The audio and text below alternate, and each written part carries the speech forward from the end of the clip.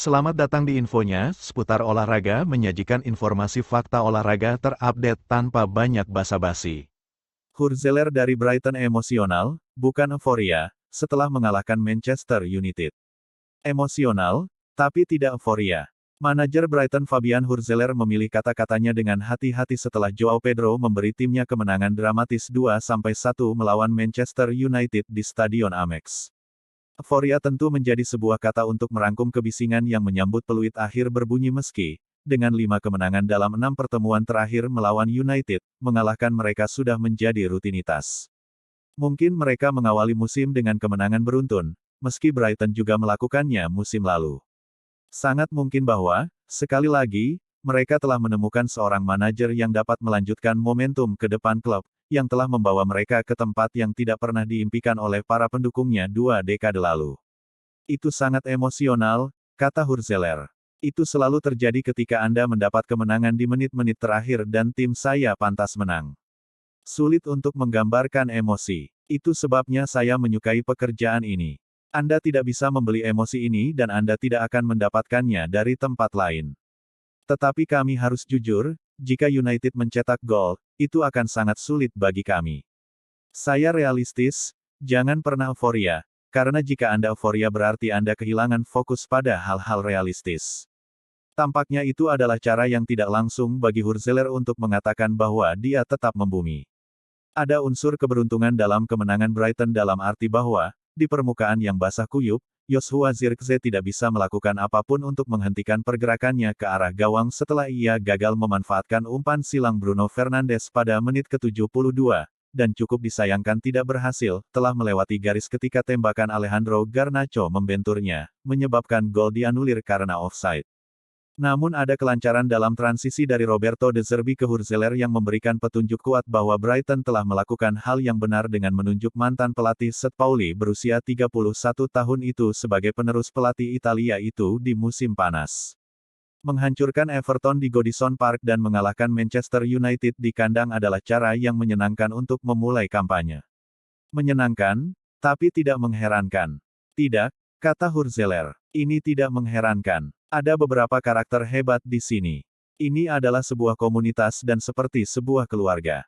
Semua orang mempercayainya. Pekerjaan saya adalah membangun fondasi dalam 3 tahun terakhir, karena kesuksesan yang diraih klub pada saat itu sangatlah besar. Itu sebabnya saya tidak mengubah banyak hal. Saya hanya mencoba berintegrasi dengan tim saya dan memberikan klub kesuksesan yang layak mereka dapatkan. Welbeck adalah panutan. Ketika dia ditunjuk pada awal musim panas, banyak yang menilai usia Hurzeler dan fakta bahwa sejumlah pemain kuncinya lebih tua darinya. Welbeck, 33, adalah salah satunya.